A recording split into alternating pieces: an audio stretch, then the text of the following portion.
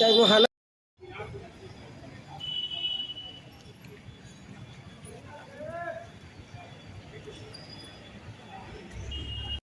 विज्ञान विषय का अध्याय 9 पढ़ेंगे।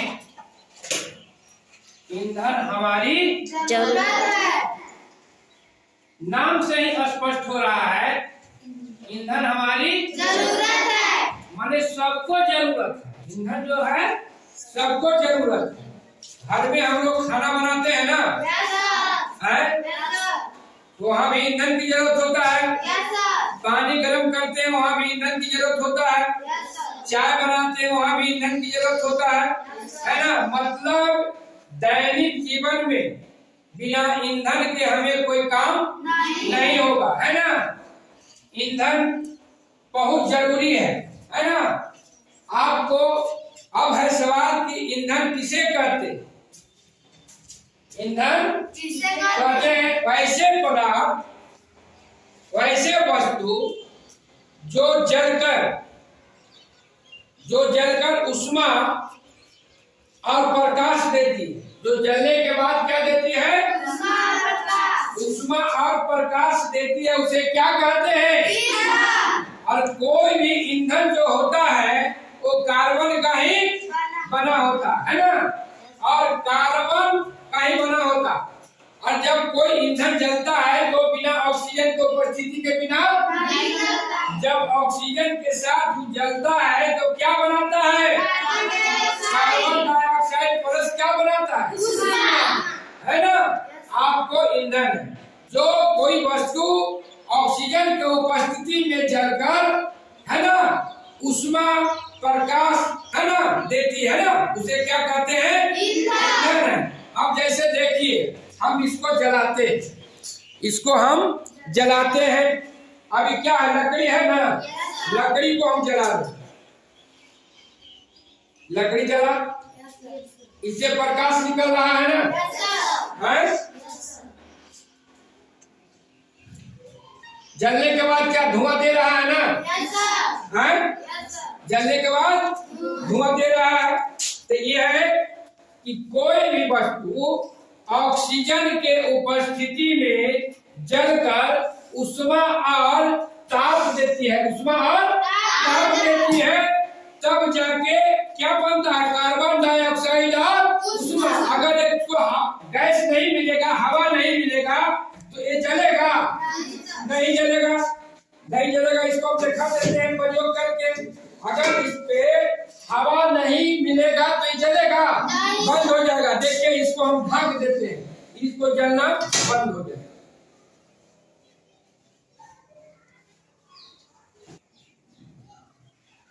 जल रहा है? नहीं सर। क्या हुआ? क्यों नहीं जला? ये लकड़ी जल रहा था, जब इसको इससे हम बंद कर दिए तो क्या हो गया? वो बुझ गया, इसलिए इसको हवा नहीं मिला, ऑक्सीजन नहीं मिला, इसलिए क्या हुआ? ये जलना इसका बंद हो गया। फिर देखिए ये जल पड़ेगा, है ना। देखिए हम फिर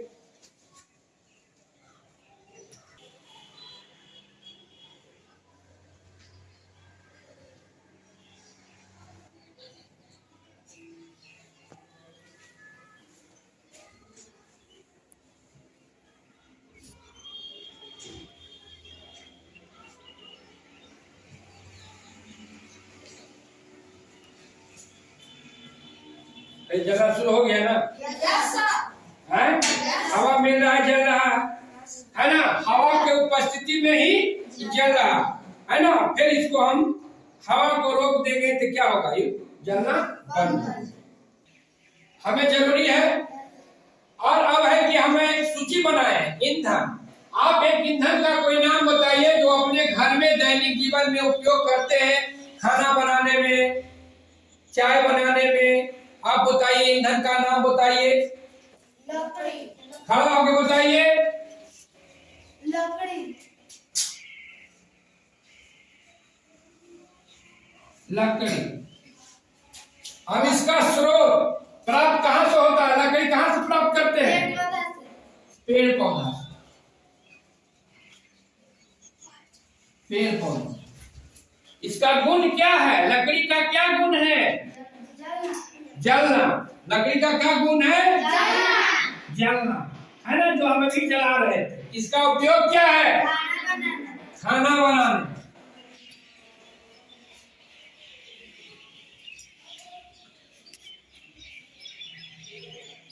खाना बनाने।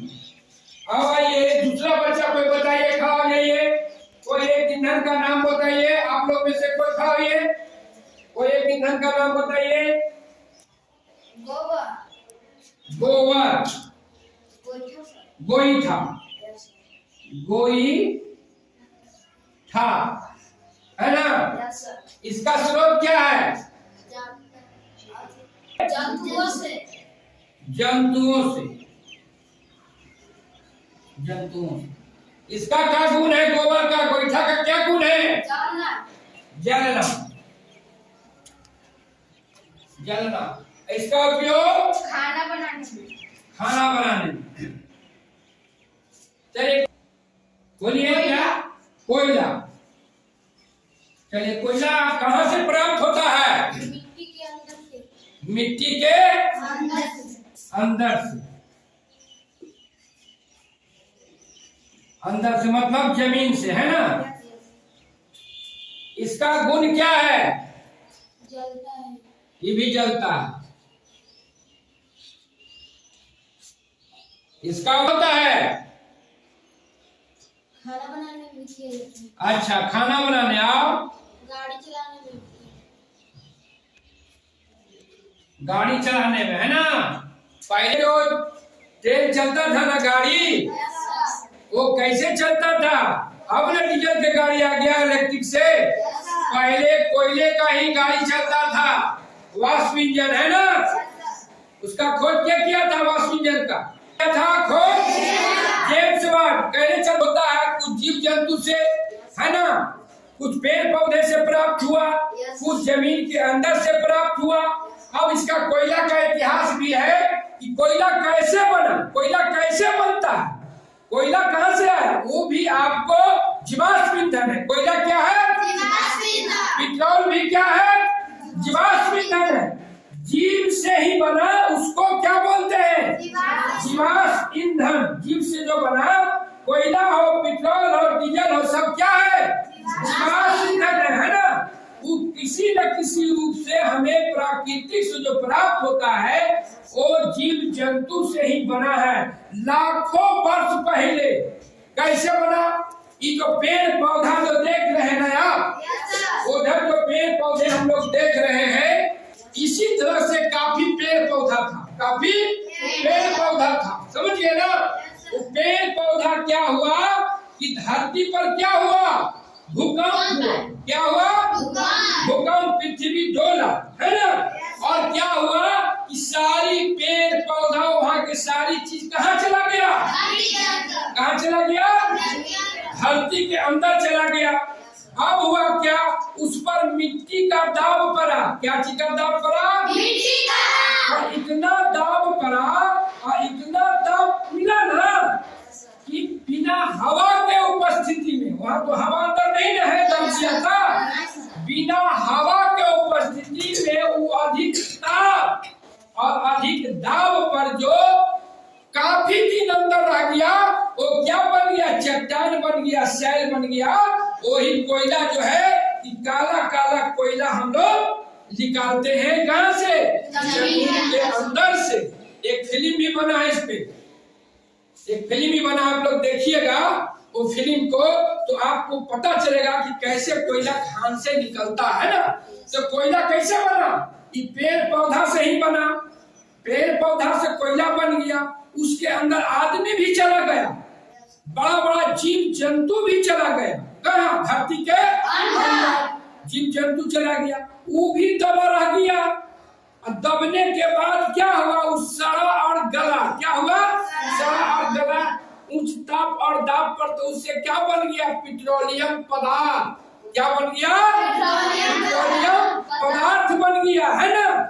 उस ढंग से आपको जो भी हमें ईंधन और प्राप्त होता है, तो द्रव के रूप में, गैस के रूप में, ठोस के रूप में, है ना, वो सब हमें कौन ईंधन है? जीवाश्म ईंधन है। कौन ईंधन है? इसलिए किसी न किसी रूप से हमें जो प्राप्त होता है क्या चीज से प्राप्त हुआ? जीव से प्राप्त हुआ, है ना। अब है ईंधन को हम लोग वर्गीकृत किए हैं, बांटे हैं। ईंधन को हम लोग वर्गीकृत किए हैं, बांटे भी हैं। अब ईंधन को उत्पत्ति के आधार पे हम बांटे। उत्पत्ति मतलब कैसे उसका उत्पन्न हुआ, कैसे जन्म हुआ, उत्पत्ति के आधार पर हमने आपको ये ईंधन को हम दो भाग में बांटे। कितने भाग में बांटे हैं? दो भाग में बांटे हैं। एक कहते हैं प्राथमिक ईंधन। क्या बोलते हैं? प्राथमिक ईंधन। जो प्राथमिक ईंधन में आप जैसे भी बताए, लकड़ी, कोयला और पेट्रोलियम पदार्थ, ये क्या हुआ? प्राकृतिक ईंधन। क्या हुआ? प्राकृतिक ईंधन हुआ। और द्वितीयक ईंधन मतलब वो प्राकृतिक ईंधन से ही जो हमें मिला दूसरा रूप में, उसको हम क्या बोलते हैं? द्वितीयक ईंधन। मतलब उसका प्राथमिक ईंधन से ही हम प्राप्त कर लिए चारकोल। क्या प्राप्त किए? चारकोल को रसोई गए।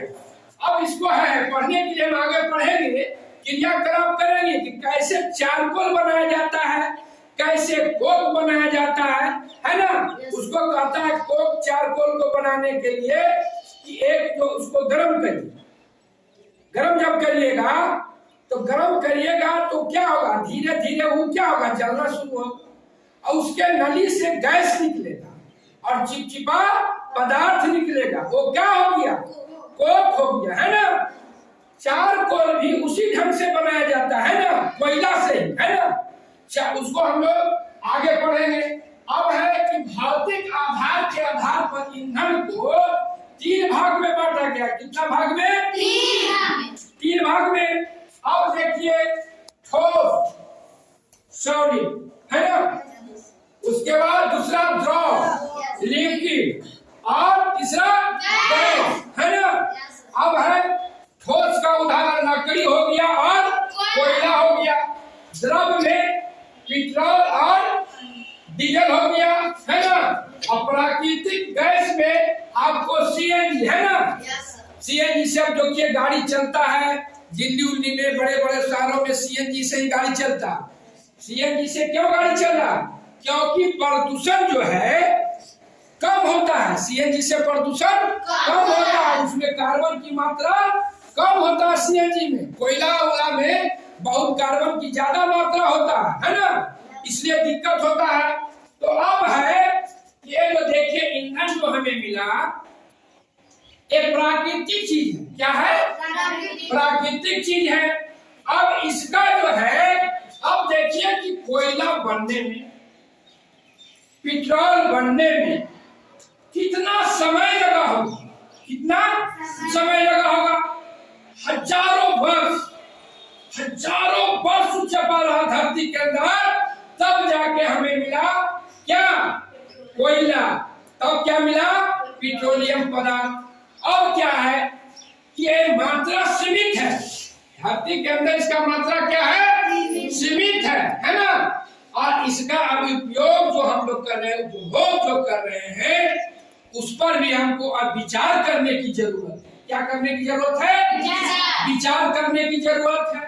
तो अब इस पर हम विचार कैसे करेंगे? मान लिया अब जो पहले देश की जनसंख्या कम था, धरती पर जनसंख्या कम था, मान लिया देश के ले लीजिए, चाहे अब गांव के ले लीजिए, चाहे घर की जनसंख्या।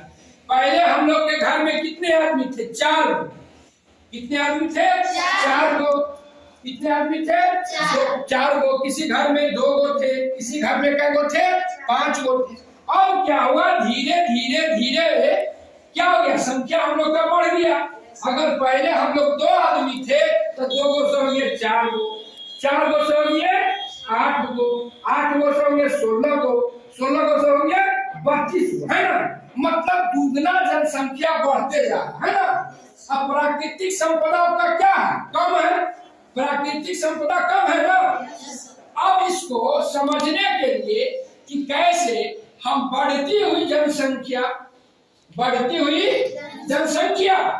और हम अपने प्राकृतिक संपदा को कैसे उपयोग करेंगे कि आने वाले पीढ़ी को हमारे बाद जो पीढ़ी है उसको क्या गैस मिलेगा कि नहीं, तेल मिलेगा कि नहीं मिलेगा, खाने का चीज मिलेगा कि नहीं मिलेगा। तो इसको हम प्राकृतिक संपदा को इस ढंग से उपयोग करें, उसको बचाव करें, ताकि आने वाले पीढ़ी को भी वो प्राप्त हो सके। इसको करने के लिए हम एक क्रियाकलाप करते हैं बच्चों के भी, कि कैसे प्राकृतिक संपदा को और बढ़ती हुई जनसंख्या को कैसे संतुलित करना है, ताकि प्राकृतिक संपदा को जो आने वाली पीढ़ी के लिए बचाया जा सके। इसको हम लोग एक क्रियाकलाप करते हैं, है ना। आप लोग तैयार है ना? ठीक।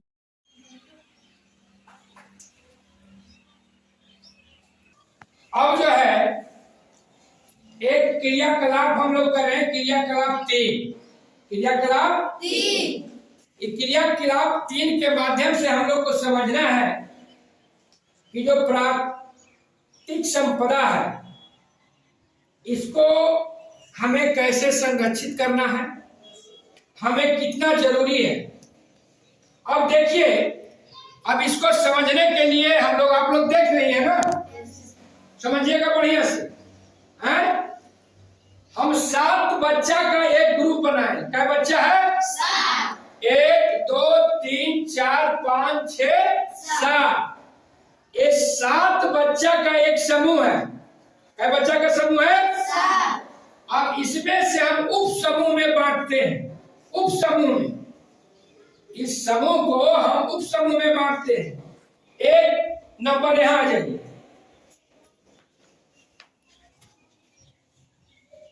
चलिए आप इसमें आ जाइए, 2 और 3 आ जाइए, है ना। और इसमें 4। देखिए इस समूह में क्या गो था, टोटल क्या गो था? 7। उसमें इसको एक उप समूह में बांटे, उसमें एक है ना। समूह नंबर दूसरा, इसमें क्या गो हो गया? 2 गो हो गया। और इस समूह नंबर तीसरा में क्या गो है? 4 गो है। अब देखिए, मान लिया जाए कि ये जो है खाद्य पदार्थ रखा हुआ, खाद्य पदार्थ रखा हुआ, आपको अब इस खाद्य पदार्थ में से समूह नंबर 1 जितना आपको लेना है आप ले सकते हैं। जितना आपको इच्छा है आप ले सकते हैं। जौन में से लेना है ले लीजिए। चलिए ले लिए। चलिए दूसरा समूह भी आप भी ले लीजिए, उठा लीजिए।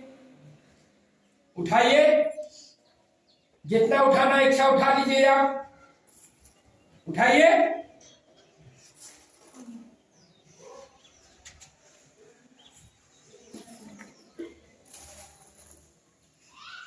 अब जो देखिए, उस समूह में से उठाइए, आप लोग जितना इच्छा उठा लीजिए। उठाइए, उठाइए पूरा, जितना इच्छा उठाइए। आप भी आके उठाइए पूरा, जितना उठाना पूरा उठाइए। पूरा उठाइए, पूरा उठाइए। उठा लिए आप लोग तीसरा समूह में से। चलिए आप बच्चे यहाँ पर ये उठाइए। अब देखिए, अब पहला इनको चूड़ा भी मिल गया, बादाम भी मिल गया और चना भी मिल गया। प्रथम पीढ़ी में आदमी कम थे ना जी? एक ही आदमी थे ना प्रथम पीढ़ी में। तो इनको सब्जी मिल गया, चना मिल गया, चूड़ा मिल गया, बादाम मिल गया। भरपूर एकदम है, भर पेट खाए अपना। दूसरा पीढ़ी में देखिए, इनको भी मिल गया, चना इनको भी मिल गया, चूड़ा भी मिल गया और मूंगफली भी मिल गया दूसरा पीढ़ी में।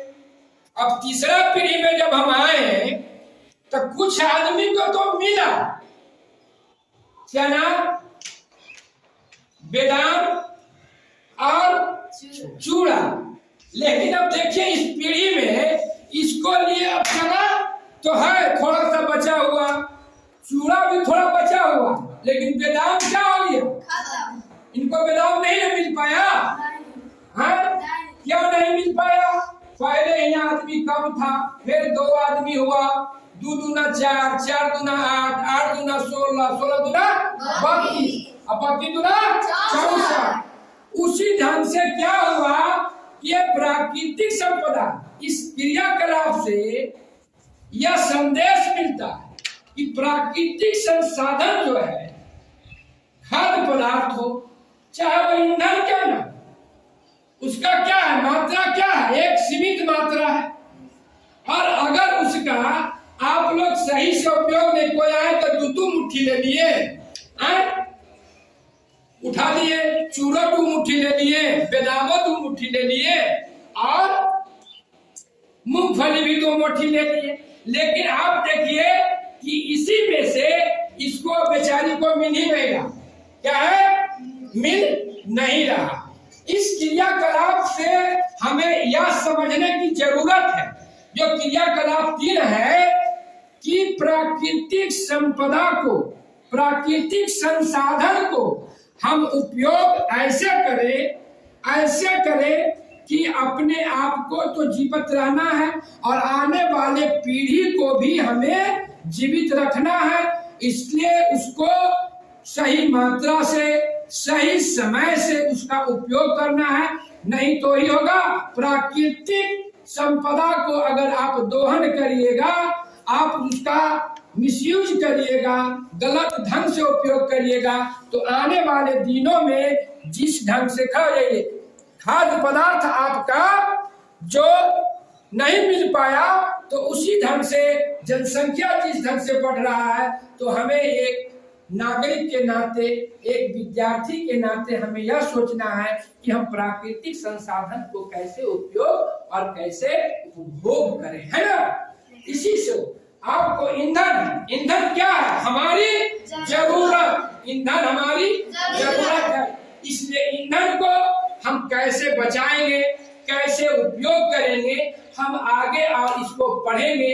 आज हम इतने पर ही इस क्रियाकलाप के साथ जो है आज ईंधन चैप्टर का प्रथम भाग को हम समाप्त करते हैं। दूसरे भाग में हम और विस्तार से आगे पढ़ेंगे कि कैसे कैसे ईंधन को एक प्राथमिक ईंधन से द्वितीय ईंधन में हम करते हैं, फिर कैसे आपका जो वो तेल शोधक कारखाना बरौनी में है, कैसे वहाँ तेल शोधक होता है, रिफाइनी है, ये सब हम आगे पढ़ेंगे। आज इस क्रियाकलाप के साथ हम लोग का भाग 1 का आज जो है हम लोग समाप्त करते हैं। ताली बजा दीजिए क्रियाकलाप के भाग